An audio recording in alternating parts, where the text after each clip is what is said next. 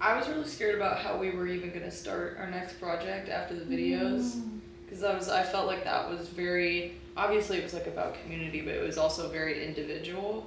And so I was like, I wonder like what we're all gonna come up with. I was scared we were gonna get into like arguments or something, but I was worried that everyone was gonna butt heads, because I've never done like a big group project for art like this. And so sometimes I can be very opinionated and like, but this has helped me like work with other people and actually create something with like value and meaning in that sense of community and actually still working with others well. Yeah, the same for me, honestly. It was like the idea of like what would come next as well. And I think it was also the actual coming up with ideas, because we all did kind of have different ideas. It had like a lot of interesting ideas, but a lot of times it would fall through.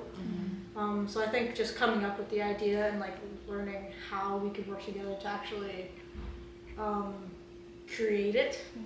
I think that was a bit of a struggle, but I mean, pulling through, it really worked. So, and also adapting to what we could use and couldn't use.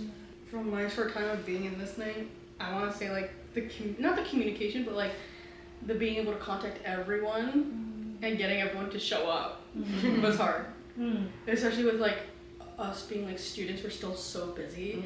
Just having the time to like, and like managing to like find time for everyone that it works was difficult. You were strong with it, so very nice.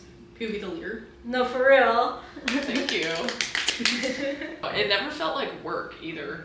And it's not like, ooh, I'm trying to make an eyeball, or like I'm trying to make a dog. Like you're just like painting, and it's like it's paint it white. Yeah, like it's just so like therapeutic in a way.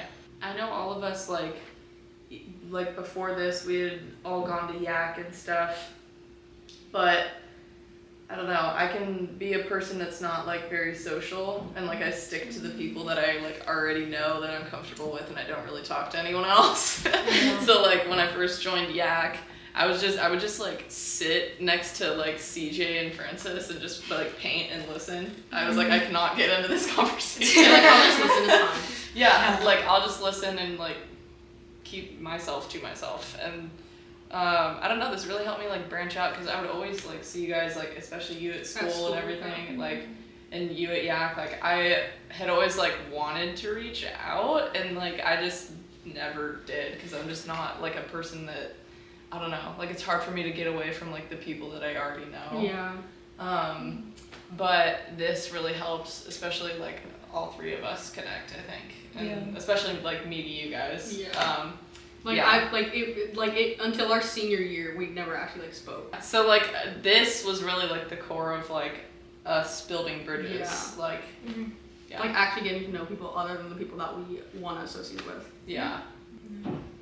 It also kind of showed like change in a way, because again, Elijah dropped and then Margaret came in. In the like last 2 minutes. But it changed a little bit of like, it also showed with community and change, like that flow of like nothing's gonna stay the same. But you're still gonna have that community with you, and you're still gonna have that impact.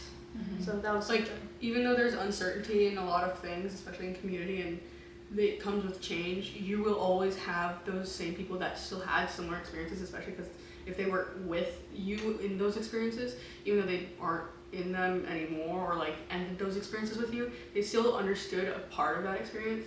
And even though it's uncertain how long something is going to go, or how short it's going to be, or how big it's going to get, it's still there, even though it changed a lot over time. Yeah.